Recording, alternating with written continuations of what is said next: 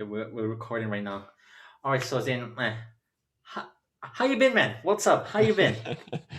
Amazing. You probably know or remember that I travel around the country. Well, I was traveling around the continent, but traveling around the country in a camper van. And, because I sold my house in Chicago and wanted to do this thing where I'm going around and speaking at metaphysical conferences or whatever. But of course, thanks to our pandemic, I haven't been able to really speak at many conferences because most of them are gone. I think I've actually been to 3 physical conferences in 2020, which is kind of amazing. Um, but at the same time, the other thing is that I did the camper van deal, and I I have a toilet, like I have a composting toilet, and I have a kitchen, and I have everything except I do not have a shower. And that was not a problem before because I could go to gyms, I could go to Planet Fitness, do a workout, take a shower. There were truck stops, I could take a shower. Well, now all the gyms, the showers are closed, or the gyms are closed. And then I started to run into a problem where even the truck stops don't allow you to take a shower unless you are an actual semi truck driver. Oh So my so God. it got really hard to take a shower. So here I am. I'm in an Airbnb right now in Albuquerque, New Mexico. So now I actually have a shower. Right, I can get up and take a shower anytime I want to. Oh my gosh, amazing! So I've been staying at people's houses or doing this sort of thing quite a bit in 2020. Once the whatever happens where we aren't so sequestered from each other, I will be able to get back on the road a little bit more. But so that's, of course, just like for everyone, it's made me kind of change my approach. Like I said, I was going around giving talks all the time, and so now I'm running my own expo, an online expo. I'm doing my YouTube channel, still working on the comic book and teaching a class for people to help them remove negative entity attachments. So lots of stuff I'm doing. It's a little bit different than what I was doing pre-COVID, but I'm having a great time still. Oh wow, that's so much to unpack right there. But yeah, for those for those people who don't know who you are, and why don't you give them a little introduction about yourself, Zane? Okay. So boy, it's hard. I love doing this, but it can be so long. Uh, so I always say that I was raised by scientists. So I had an electrical engineer father, a chemist grandfather, another electrical engineer, multiple electrical engineer uncles. So I definitely had that in my life. And I really didn't look at spirituality as something that was valid. So our whole family didn't even talk about spirituality at all. So I ended up going in the corporate world, and I was a producer in the video game industry. So I was still following my passions, even though I was in the corporate world. And then I had an ayahuasca experience that completely changed my perspective on all of that. As soon as it began, I pretty much took all of my scientific knowledge and trust and just threw it out the window and said, okay, they don't know what's going on. This is what's going on. And so I ended up really opening up to spirituality. It opened up my channel, and what came through was the voice of universal knowledge, and I was able to talk to it and ask it questions, and it started teaching me about the way that the world actually is, and that the scientific world was a very, very limited viewpoint of existence. So I appreciated that training, and then ended up becoming a light worker myself, because once my channel was open, I started to work with the Hathors, which is an extra dimensional collective similar to the Pleiadians or the Arcturians. They were incarnated here on Earth during Egypt's golden age, and I was incarnated among them. That's when I learned how to do my main modality called the soul essence activation, which is bringing the best versions of people's past incarnations forward into their current one, especially as it relates to their life's purpose. And I usually use the energy centers of the body to do this: the meridians, the chakras, the dantians, whatever. And so that's where I really got started in this spiritual world, and I've really just expanded it since then. That's so wonderful. You were talking about your area of work. Would you say that your area of work, what technically is your area of work? Just to break it down a little bit, what do you do to help people? Okay, sure. So a couple of different things. Usually I'm working with blockages, mental, emotional blockages, childhood traumas, um, abuse situations, that sort of thing. And what usually happens is they come to me because, well, okay, maybe I'll step back. When I started the YouTube channel, I was just doing basic spiritual information, what I was receiving when I was channeling, and doing activations. So you could watch the YouTube channel and get free little activations. And then I ended up making a video about negative entity attachments, and I removed negative entity attachments in the video. Those videos, or that video, exploded. And so now, people use those videos all the time to remove negative entity attachments. And people started to come to me and say, hey, it worked, but they've come back. And so then I just discovered more and more that this is a big problem, that that it's actually fairly easy to remove negative entity attachments. I mean, it's super easy for me, but for many shamans and light workers, it's fairly easy for them as well. But the problem is, and that works for many people. But I don't know what the percentages are yet. But the problem is that some percentage of the people, it works only temporarily. And so what it's really taken me about a year and a half of working with people like this before I've started to see the true trends. And that simply is that really negative entity attachments that are persistent are just a symptom of a larger problem. And so when I created a program to help people remove negative entity attachments, that program has done very well, and we've had incredible success. But what I'm really doing is, when they come into the program, I'm removing their entities because they're always coming back, right? So I'm constantly having to kind of remove their entities for them, raise their vibration at the same time, and then give them mindset training on how to look at life, how to look at themselves, how to look at the spiritual world differently. And then by the end of the 7 or 8 weeks, people have quite the transformation. And now, I mean, usually within the first 2 or 3 weeks, they don't even have entities anymore. They're not even worried about entities anymore. They're like a joke.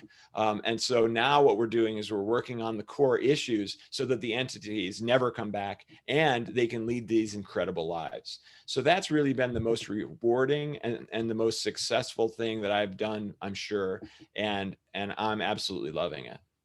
Oh, that's amazing. Would you say that these entities are sort of like demons? And is that sort of a misconception about what entities are? What do you think entities are truly are? Right. Oh, that's a great question. And it's kind of funny. My first answer is I don't care.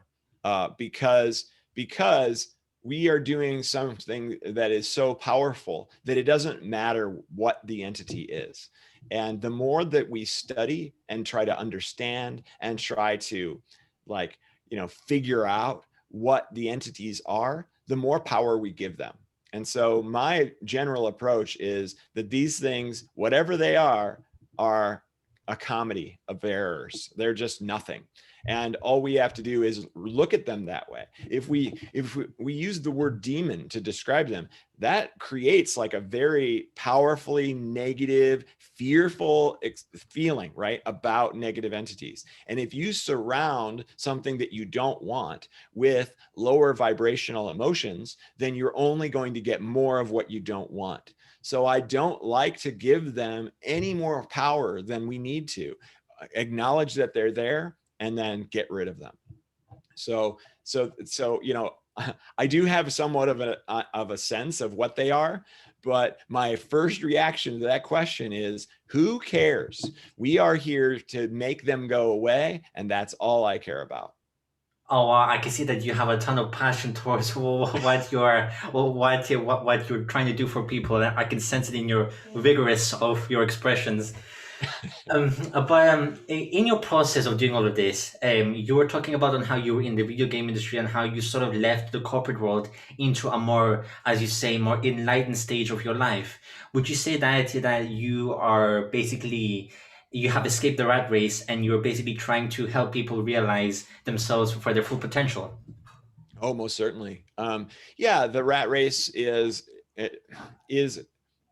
in the distant past for the most part, but we still live in a paradigm where we need to earn an income in order to continue to survive and thrive. Now, at the same time, I'm provided for, and I know this, and we all are really, if we trust in that. So we don't have to worry about it so much.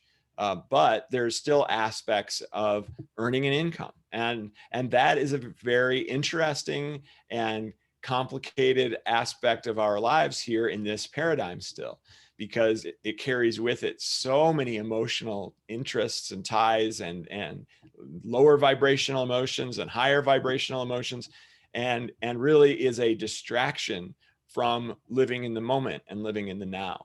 So it's one of those things that we need to, or that we can transcend to some degree. And so I do help people with that as much as I possibly can also. But there's so, you know it, there's so many different preconceived notions and negative thinking and, terrible things and wonderful things all surrounding the energy of money. And money doesn't grow on trees. Money's hard to get. Money's the root of all evil. Or, money is what makes you free, and you can have freedom because of that, and so on and so forth. So it's a really interesting and complex thing that I really do enjoy dissecting. And actually, my comic book Righteous is all about that, and how important that is, and yet how unimportant it is. Oh, right, that's amazing.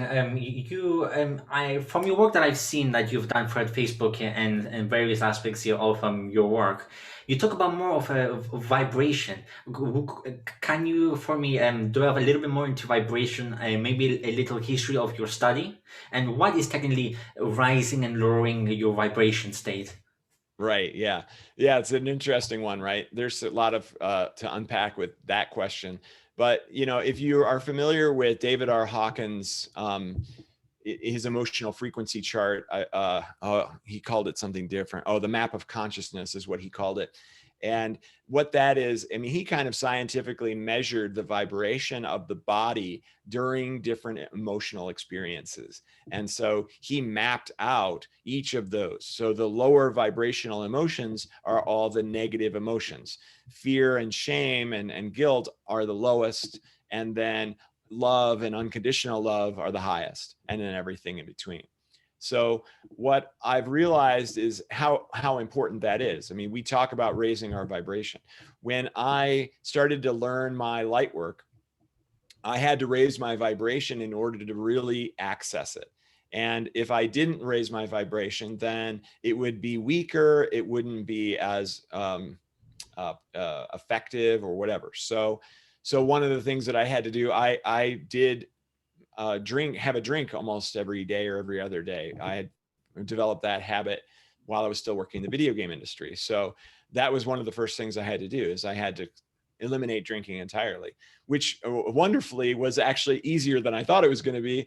But it was still an aspect. And as soon as I did, then I started to be able to talk even more to the voices, or to be able to channel or whatever.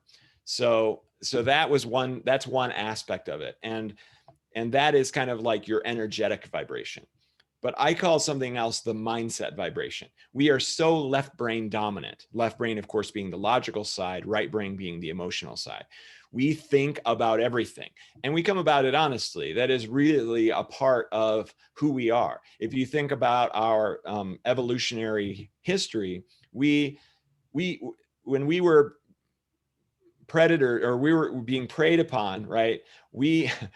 It wasn't easy for us because we didn't have sharp claws. We didn't have armor. We didn't have any of the natural defenses that most of the animals in the animal kingdom have. So the only thing we had were these brains. And these brains helped us to survive difficult situations because we could logic our way out of it. We could solve more complicated problems. But as a side effect of that, we now still use all of those same survival mechanisms in our thinking. And when we do that in a world where we don't have to work so hard to survive, then it's a very different outcome. So for instance, one of the things that we would do to survive is we would think of every possible negative situation that could happen. So we go, oh, if we go Just like over a there, then computer. the saber-toothed tigers could be jumping out at us. Oh, if we go over there, there's sharp things that could cut us and whatever. So we are constantly, if our child makes too much noise, then the saber-toothed tiger might eat the child, be drawn to it. And like, we're thinking of every possible ramification, bad thing that could happen, so that we could navigate around it. Okay, so if you do that in today's world, then now you are just thinking of all these imaginary disaster doomsday scenarios, none of which are ever going to actually come true. Almost none. I mean, the percentages have to be incredibly low. So those things are lower vibrational because we are predicting doom. And when we predict doom, what emotions accompany that? Fear, number one, right? We are afraid that this terrible thing is going to happen. And if this terrible thing happens, then, consequences. So when we surround our lives with lower vibrational emotions, then we are pulling in lower vibrational experiences. So I use the emotional frequency chart, David R. Hawkins' emotional frequency chart, as a tool for people. I call it walking up the chart. So let's say that you are in a state of feeling unworthy. You're in a state of feeling unworthy, and you feel this way quite frequently. And you keep feeling it, and you keep feeling it, and the weeks go by, and you continue to feel unworthy. You might eventually start to feel frustrated over the fact that you feel unworthy. Okay, so now we're talking about two lower vibrational emotions piled on top of each other. This is when suffering really begins, because now you're frustrated As that they you say, can't. suffering's the root of all evil. Right. So suffering, or so you can't get out of this unworthiness experience. So you are frustrated over the fact that you can't get out of it. Right. So now you are piling on. So if you go up the emotional frequency chart, the first high vibrational emotion, which would be the lowest high vibrational emotion, right? So right up at the bottom of the high vibrational chart is True, true. acceptance. Acceptance is a higher vibrational emotion. So now I say, look at your unworthiness with acceptance. I accept that I feel this way. I know that lots of people feel this way. I know that this is not necessarily something weird and something unusual. This is normal. This is fairly normal for humans to experience. So I accept that I feel this way. The next one on the chart is optimism. Okay, so how could I look at my unworthiness with optimism? Well, one thing that I know is that emotions really aren't forever. Emotions are temporary. And so I can say, I am optimistic that I will eventually figure out how to get over this unworthiness. It will eventually start to go away.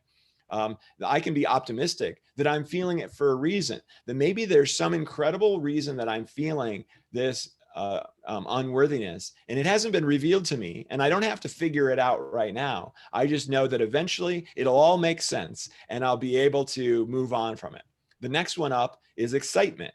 Oh, okay. Could I be excited over feeling unworthy? I suppose I could feel excited over feeling unworthy if I think about, oh, well, when I do figure out what the lesson is, then I will be excited to experience that lesson. I will be excited to overcome this experience. Maybe that's part of my lesson, is to Most be able people to have trouble doing transcend that. it, I can tell. right? And then the next one up is gratitude. Okay, can I have gratitude over feeling unworthiness? Well, if I get some incredible lesson or some incredible benefit out of it, then yeah, I'll be very grateful over having this emotion, and so on. So that's kind of my technique for people that are stuck somewhere, or even that are feeling negative physical pain. You can go into acceptance, you can go into optimism, you can go into excitement and gratitude. You can do the same process to help you get over these negative things. And what are we using to do this? We're actually using the left brain, which is very unusual. Most of the time we talk about not using the left brain, right? Get out of your head. But if we can actually use it to your advantage, then now we're, instead of trying to make it go away, which is almost impossible to do, we are actually making a great use of this powerful computer in order to help us get over various issues and problems. Oh my goodness, yeah.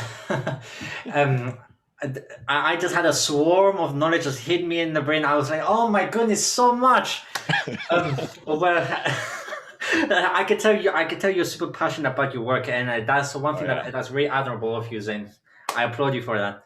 thank Because you. there's not many people that I find in my life that is really expressive about their passion, and Right. it's quite unique to find another person that's quite passionate about what they do. It is fun, isn't it? You just feel this camaraderie, this like, wow, like enjoying all these aspects of life and enjoying all the possibilities and being motivated by challenge and being and seeing successes and then going, oh, what else can we accomplish? What else can we do? You know, that emotional frequency chart I was just talking about, right? Where it's going up the top, acceptance, optimism, excitement, gratitude. You know, we default to one of those, and many people default to the lower ones, right? If Right. nothing's really going on, where are you at? If you're just cooking dinner, where are you in that moment? Are you in frustration? Are you in desire? Oh, I wish I had a better kitchen. I wish I had, you know, right? Well, like which emotional state do you default to? That's so important. Because if you default to a higher vibrational emotion, then it doesn't matter what's going on, right? Yeah, you think that you need a windfall of money and then you'll have excitement or you'll have gratitude. But actually, if you have a windfall of money and your default emotion is frustration or unworthiness, then you'll get that money and you'll for like an hour, you'll feel excited maybe, and then you'll just revert back to what your default is. Well, I'm unworthy of having this money. What am I going to do with this? I shouldn't have it. So it's so much more important to figure out a way to increase your default, because then, like I said, doesn't matter what happens. Something horrible could happen, but your default is higher, so it's okay. You'll get back to that. So the reason I explained all that is that mine is excitement. My default is excitement. I'm cooking dinner. I'm excited. Like, yeah, this is going to be great. Or I'm so excited about what's happening. You know, I'm going to watch a show while I eat this food, or, you know, whatever. Like I am just constantly in excitement. And so that's what you're seeing, is that aspect of where I'm at. It's So like it's like your expression. I can tell or imagine that it's somebody that has had an epiphany. It's like every time when you're expressing your knowledge, you're expressing it in the way of a person that has just had an epiphany. that's awesome. Thank you for that observation. I appreciate that. Yeah, because epiphanies are really one of my favorite things. And the comic book, I try to write them in as much as possible. I want the characters to have epiphanies because it's so beautiful to see. We love having them. They feel amazing. But when we see someone else have one, it's just as amazing. It's like, wow, look at them get so excited about this. This feels great. Yay, they have an epiphany. So, and that's something I feel like is missing from entertainment. Like, how often do you watch a movie or a TV show or read a novel or whatever, and the characters are having epiphanies?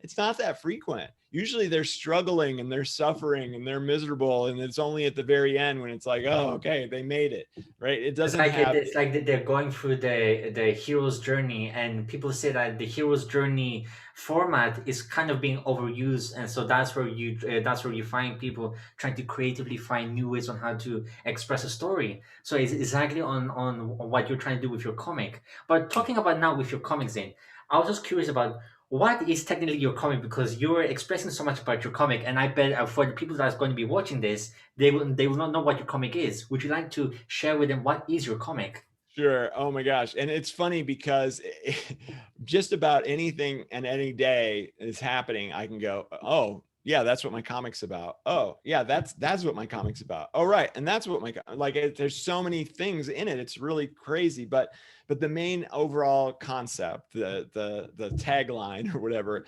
is we have a greedy corporate analyst who is just trying to live the American dream and make money, retire early with his wife. They have a giant house. He has, he's the top of his industry. And then he has a visitor, a being of light that comes and visits him one night and touches him on the forehead and changes him so that he can only help other people now. and he can't just make money for himself anymore. So he's the very reluctant hero. He does not want this. He still wants to have his American dream and his early retirement and all that. But pretty soon he discovers how amazing and how beautiful and how fantastic it is to actually help others. And he's getting, your dopamine or serotonin hits every time you bring joy to someone else. And he says, hey, this isn't so bad. I could probably do this. But of course, he's watching his whole world fall apart all around him, because now his wife is confused. He's going to lose his job. Maybe he's going to lose his house. He's going to lose all this stuff that he held so dear before. But then he discovers that part of this whole experience is that every time he helps someone, they get it too. So now they are compelled to help others, as opposed to just be selfish or just make money for themselves. And so this thing starts to spread. And so it's my way of spreading enlightenment to a mass market audience. And what's interesting about the story is it is not written with spiritual terms. It's not written for a spiritual audience. It is written for the mainstream. So it is a spiritual awakening story that is written in the same way that Liar Liar with Jim Carrey, or Yes Man with Jim Carrey, any of those movies where the main character has a supernatural kind of influence, and now all of a sudden everything's changed in their lives. So it's an open kind of format to entice anyone in. But what they discover essentially is they can have an awakening. And I've had many people reach out to me who have read it that were not part of this community at all, that have been like, what did you do to me? I have changed my perspective on everything as a result of reading your comic book, like what the heck? So it's been beautiful from that perspective. From what I remember, your story doesn't have like a main villain. I feel like the villain that it's encompassing your comic book, from what I remember, I feel like that you are representing a villain, but in the face of suffering and society itself. That sort of rat race that people are. I feel like you embody the villain in that aspect when it comes towards like the usual way of storytelling. Like there's the hero, then there's the villain. The hero has to fight the villain in order to save the day. But in your comic book, it's quite unique. As I say, it's I feel like the villain is represented as the system of society and the rat race it is itself. Right. Yeah. So, I mean, I do eventually actually introduce a villain, so you haven't read that far, but at the same time, yes, it is man versus society at first. And a lot of times when you think about movies and TV shows and that sort of thing, they have to create a disaster or something big that the characters have to overcome. But there's so much wrong right now, right? There's plenty of conflict that we can pull from actual society, rather than having an asteroid about to hit the planet or aliens invading or whatever. Our society is enough of a spoiler or a spoil that we can pull from that. So yeah, but yes, I do actually introduce a villain, and he is a wonderful character because I get to represent pretty much everything that's wrong with society through one character. Oh, that's amazing. I'm gonna have to catch up because it's been quite a long time since I read your comic book. Yeah. The first main story arc, there is no villain. So that's it. You've read the first story arc. Oh, right. And you're with your system about this guy. What was his name again? David Eichmann? The main character. No, no, I'm referring to that system of emotions that you were explaining before. Oh, David R. Hawkins. David R. Hawkins. I wanted to go back to that a little bit because Sure. with your system, I feel like it's really related towards the chakras because you were giving out sentiments, and that I feel that it really relates towards the chakra system. Is that where you base this system off from? I don't believe that the emotional frequency chart actually has anything to do with chakras. Again, David R. Hawkins was a scientist, and so he, like I said, he was just measuring the vibration of that the body was vibrating at during different emotions. So I could kind of see where you're talking about with a tie there, and I do work with the chakras, but I haven't actually made a complete connection between the two. Ah, all right. It's just because I find it similar. It's like as you kept on going up, it reminded me of the chakras on how we have to go through certain emotional states in order to reach heaven, or even the reverse as well, to ground ourselves into earth again.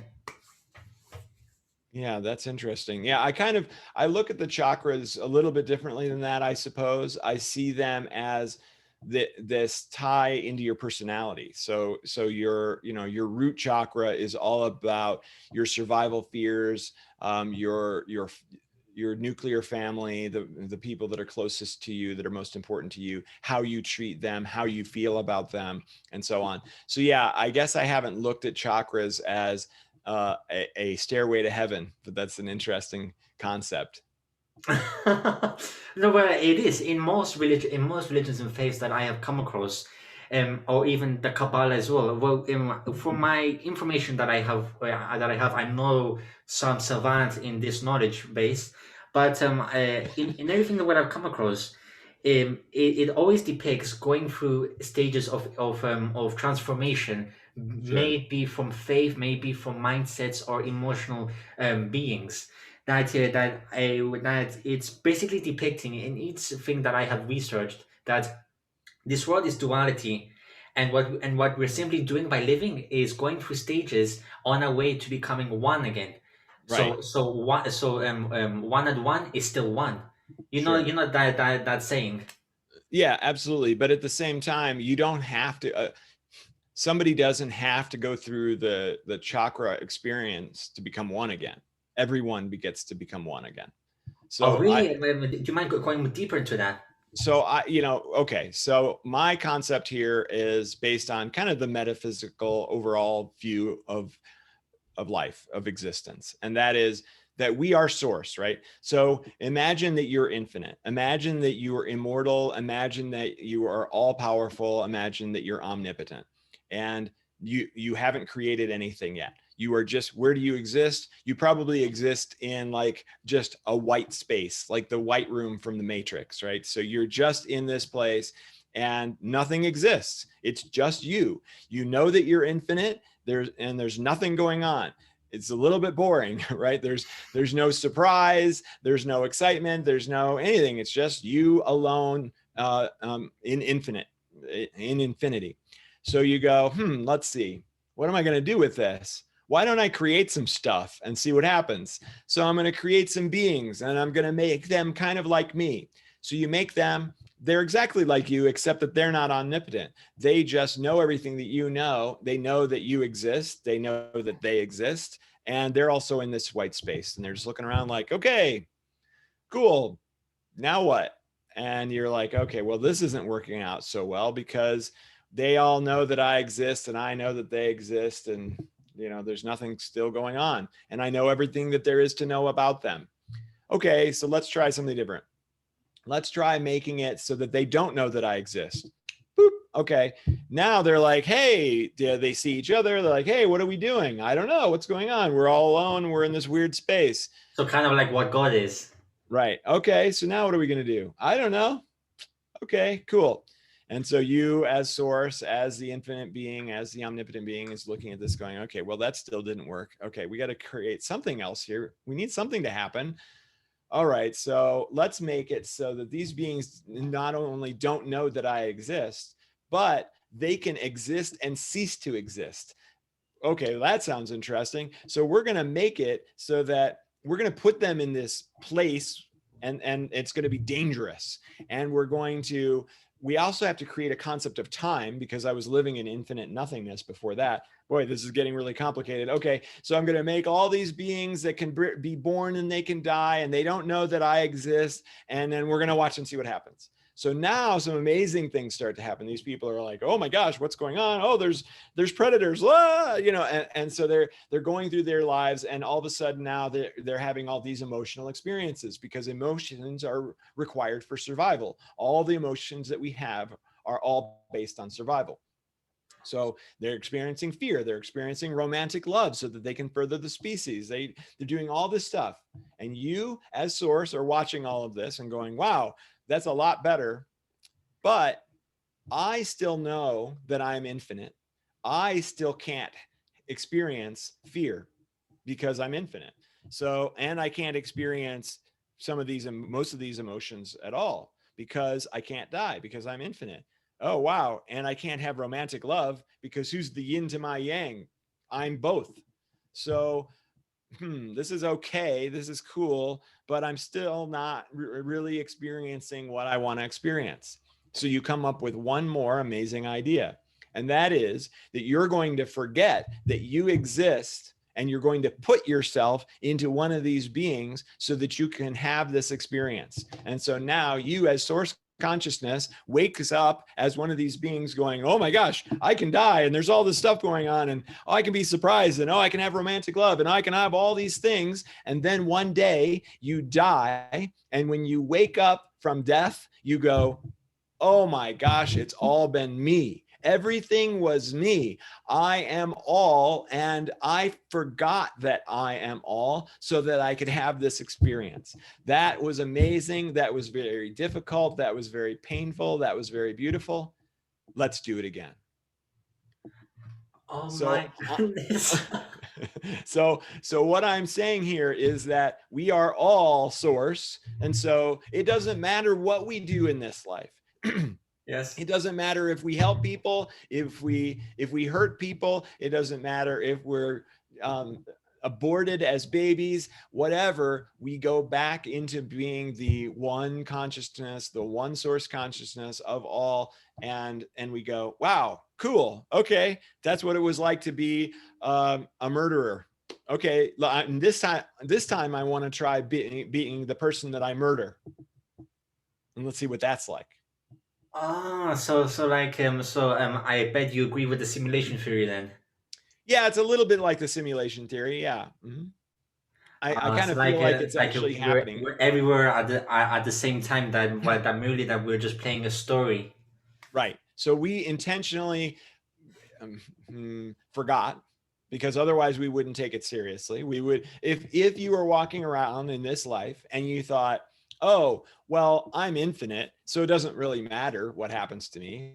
You might like, oh, let's go see what it's like to get hit by a semi, and then you would die too soon. So the idea that we've forgotten is very on purpose, so that we can have these experiences, so we can take it seriously.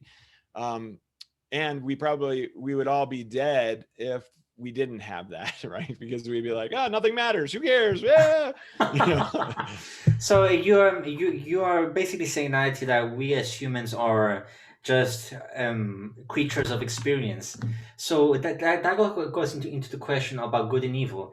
So what would be your definition of good and evil when it comes to this concept that you're telling me right now?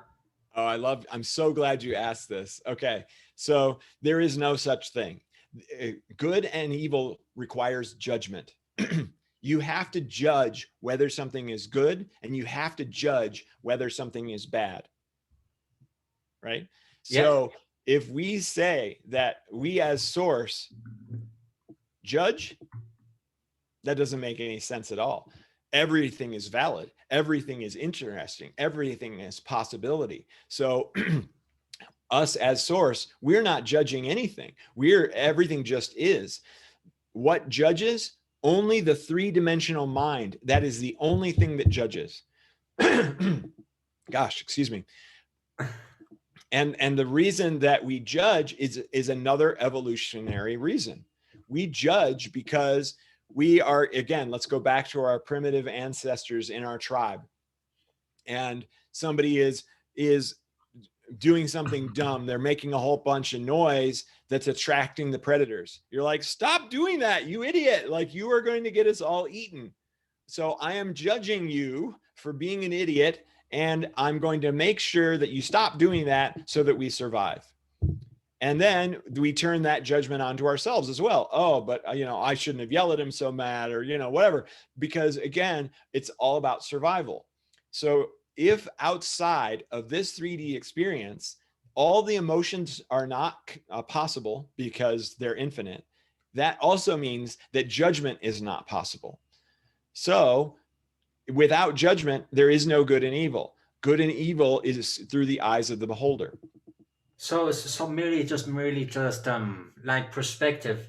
For example, fox a rat caught in a bear trap, and a fox goes and eats and goes and eats at the rat because it's caught in the bear trap and has an opportunity to feed itself.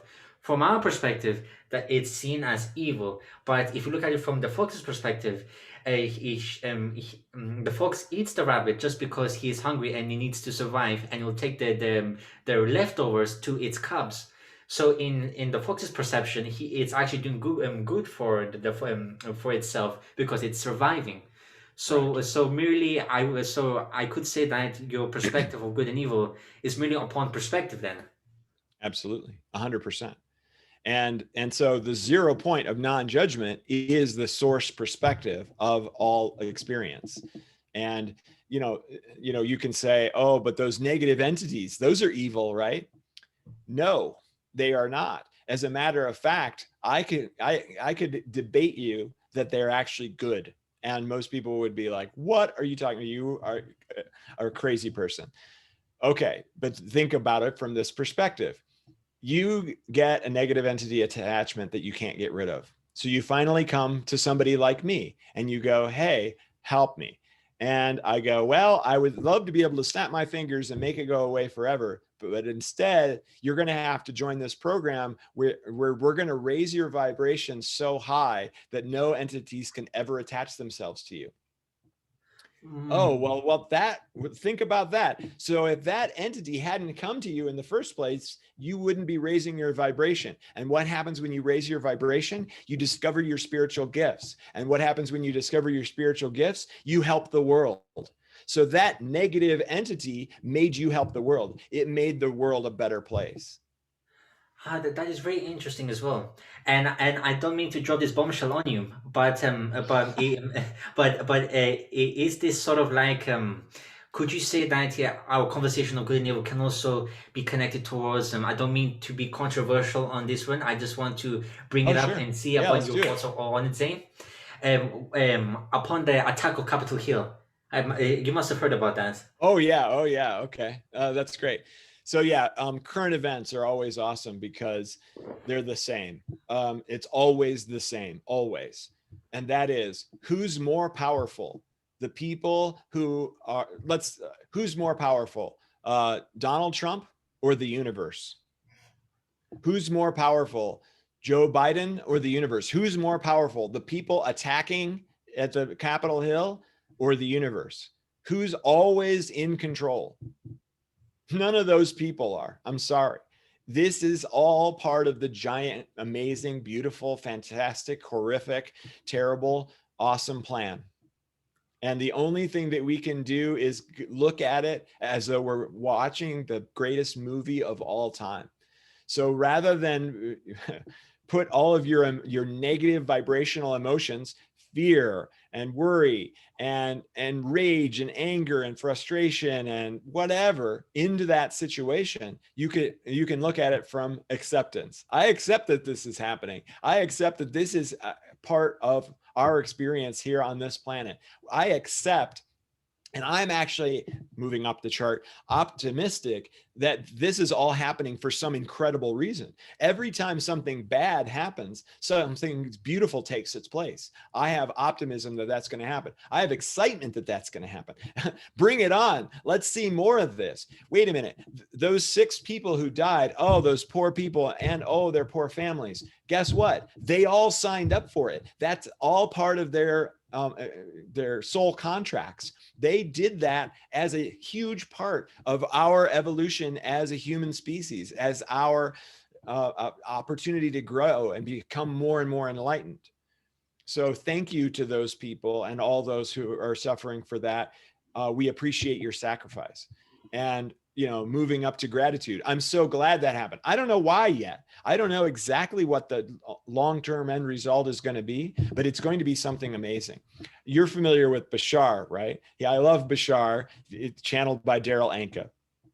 Bashar, it lives in a society of synchronicity. Their whole society believes in synchronicity at all times. He lives on the planet Ssani in another dimension.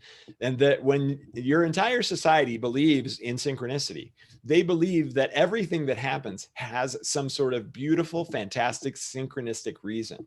So every time something bad happens in their society, they celebrate because they know that it's about to be replaced with something amazing. So if we decide to look at all the nuttiness that's happening with that same perspective, then amazing things are going to happen. How many people are so upset over COVID? Oh, this is just going on and all this, and people are losing their jobs, and people are losing their money, and people are dying, and all these terrible things that are happening. How are we going to look back at 2020? Are we going to look back and say, oh, that was the year of the disaster? Or are we going to look back on it and say, that was the year of awakening? For the lessons. Yeah. Oh, man, the number of people that are awakening right now is off the charts. If you try to write a nonfiction book and you send it to any publisher, they will say, well, if it's spiritual, we'll take a look at it. Otherwise, we're not interested, because the only thing selling right now is spiritual books. For with your knowledge that you have accumulated throughout your years, Xane, would you have say you would have seen this coming? Like, what do you think led up towards this enormous event that people say it's even bigger than? I say with discretion and don't mean to offend anyone. It's more bigger than 9/11. Well, it's all part of the whole process. I don't know if I could have predicted it. We humans are not very good at predicting the future. If we were, we'd all be Bitcoin billionaires. But you think about the age of Aquarius. This is all part of that process. So from an astrological perspective, you could probably have predicted this. And there was someone that was breaking down some of the astrology of 2020, especially in March, and they were like, "Oh, because I don't know, I'm going to make something up here, because Jupiter was square to whatever, blah blah blah." That Jupiter was stupider. yeah, whatever that astrology talk is, because I don't know that well. They go, "Oh, because astrology and Pluto are in the third house or whatever, that means that there's going to be martial law." And it's like, oh, well, there was essentially martial law, which in the US, that term means you're stuck at home. You're not allowed to leave. So, yes, we could have predicted this for sure. Oh, okay. Now we're in one of these events right now, Xane. With your knowledge, can you predict what would happen next in our current climate right now? No. And I wouldn't even try. It's not that important, because everything is perfect exactly as it is. You can move into a state of acceptance over everything that's happening. You can move in a state of optimism over everything that's happening, excitement, gratitude, and unconditional love. And the reason you want to predict what's going to happen is because you're afraid, because you have fear of what is going to happen next. And if you remove that lower vibrational emotion of fear about what's going to happen next, then you won't have to, it doesn't matter anymore. It doesn't matter what the prediction is, because everything is working out exactly as it's supposed to. You know that you are an infinite being, and that when you die, you go back to being source consciousness or being your higher self, whichever one. So all of this is this amazing theatrical play. And you can choose to be worried about it and fear it, or you can choose to love every minute of it, or you can just choose to not even pay attention to it, which is actually more of what I do. Oh wow! And I feel like, and all of this has, I feel like, accumulated towards your teachings at the Higher Expo. Am I correct? Oh, most certainly. I mean, a lot of this is in my class, actually, more so because there's a lot of material. This is like 8 weeks worth of 2 hours a week stuff. to help people, because the main thing that causes all the problems, the negative entities and the physical pain and emotional pain and all of that, is all related to lower vibrational emotions. And if you can move yourself out of lower vibrational emotions into higher ones, then you no longer have to suffer. It's really that simple. Mm, that's actually quite wise, Zaina. I thank you for all this knowledge, and bringing this interview to coming closer to the close right now. I say this with everyone who I have conducted a chat with, just a simple conversation with. Yeah. If you were on a giant jumbotron and you had the entire world listening to you, what would you tell them right now? Oh my gosh. Wow. How much time do I have? As much time as you want to express. Right. Well, it would be a lot of what I've said today, actually, an awful lot. It would be all about how having lower vibrational emotions, being afraid, being worried, being frustrated, being angry, feeling shame, feeling guilt, all of that stuff is the reason that we suffer. And if we can move out of that, then we don't suffer anymore. One of the things I do is I break the emotions down into two categories. One is the terrestrial emotions, or the earth emotions, and the other is the spirit emotions. But that's a little bit of a misnomer because there's only one. The terrestrial emotions are all the positive and negative emotions that we can experience on a day-to-day basis. And the spirit emotions is the only one, is unconditional love. And if you think about it, we as human beings need all those terrestrial emotions to survive. Meanwhile, it's very difficult for us to experience unconditional love because it is not a survival emotion. If you had unconditional love for the saber-toothed tigers, then you probably would be dinner, right? Oh. So unconditional love does not come about naturally. So we have to find it differently. We have to feel it differently. It's a completely different experience. But we do know one thing. One category is finite. It is temporary. And one category is infinite. Of course, unconditional love is infinite, and the terrestrial emotions are temporary. Think about it. You can go through 10, 15 terrestrial emotions in a day. You can go through 10 or 15 terrestrial emotions in an hour, right? But when this is all, these lives are done, it's 100% unconditional love all the time. And even if you suffer so much that you experience 80 years, right? It's still temporary because you die and you no longer experience it. Oh my god. Oh, that is very wise. And I just imagine everybody around you in the Jumbotron going, Zane, yeah, yeah.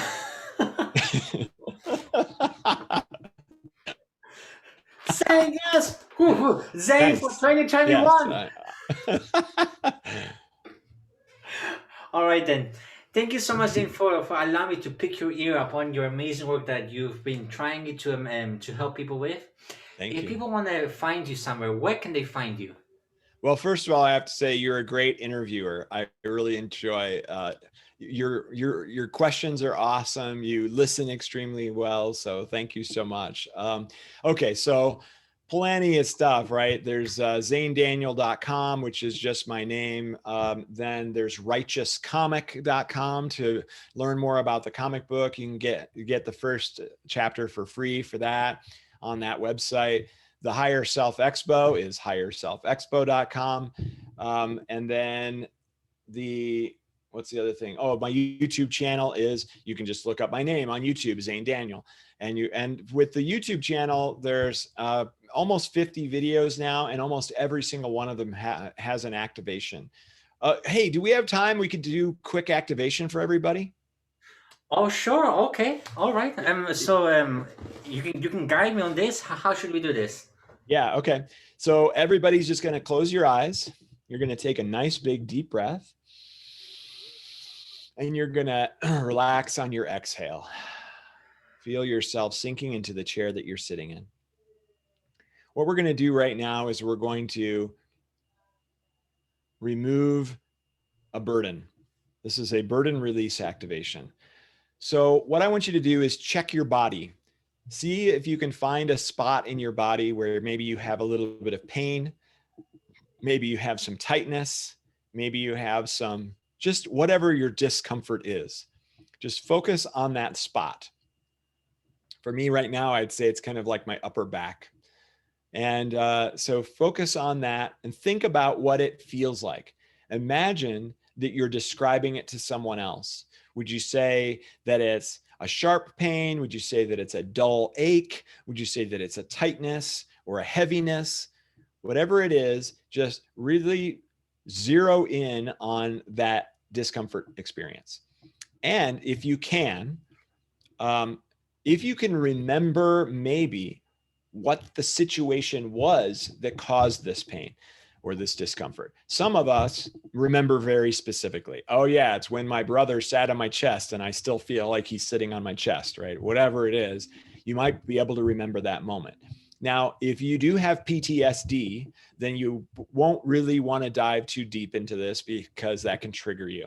But for everybody else, if you can remember that experience, and if you don't even remember the experience, either way, try to make it as intense as it's ever felt. Try to remember the moment so that it's super intense, or remember the moment that it's been at its worst. So we're really rooting out this discomfort. We're really bringing it to the surface. So now, last thing we're going to do is imagine that I've injected you with a colored dye. You're going to choose the color, and this dye or this ink is attracted to this discomfort area. So it fills it all in. So now if you had an MRI or an X-ray or something, and we were looking through your body, you could see the shape of this discomfort area. And you can even start to picture this in your mind now. Oh, it's like a blob, or it's like a ball, or it's like a spike, or it's the shape of your musculature, whatever it is. So you're feeling it, you're intensifying it, and you're seeing it. So now what we're going to do is I'm going to say breath in. And when I do, you'll take a nice big deep breath, you'll hold it, and wait for me to say the keyword. And it'll be a little bit loud, so don't be surprised. So focus on the discomfort, intensify it, and see it. Breath in. Oh, good. Okay, so that was pretty loud. So now, with your eyes still closed, I want you to check the area that we just worked on. For some of you, it may take a minute or two for it to go away, but for some, it will be instantaneous. And as you check it again, see if you can make it come back. See if you can bring it back. So yeah, my upper back is already way better, because I always try to do it to myself too when I do these things. Okay, so when you're ready, you can open your eyes. Whoa. I actually do feel some tension released around my heart because I was focusing around my heart area. Mm-hmm. Good. Oh wow. What was it? That word ahoy. Oh, the word was awaken. Awaken. Oh, I thought it was some sort of mantra like ahoy. I see. No, yeah, it's always been awaken. It was given to me by the Hathors. So that's the extra dimensional group that I work with, the collective that I was talking about earlier. And I've tried some other words, and the other words work, but they don't sound as cool. So I might as well stick with awaken because it works and it sounds pretty good. Oh wow. Well, that was amazing. And honestly, thank you so much, Xane. Honestly, you have been a delight to have you on Earth Chats, and I hope to have you again on the future. I would love to. Yeah, let's do it again.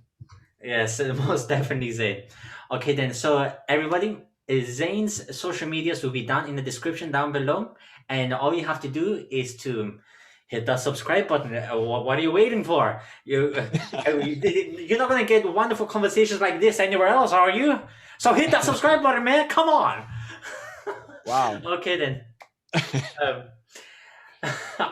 you see, you didn't help me so much that I expressed myself. Yes, yes. You have lots of excitement now, and I appreciate that. All right, then. So, any last words, Zane, for everybody else? Thank you so much for having me, my friend, and I look forward to the next time. Yes. Thank you so much, Oh, the everybody, other for thing I listening. have to say too is for everyone watching, I love you unconditionally. So do I, everyone. I love you. Mhm. All right, then, everyone. See you later. Bye.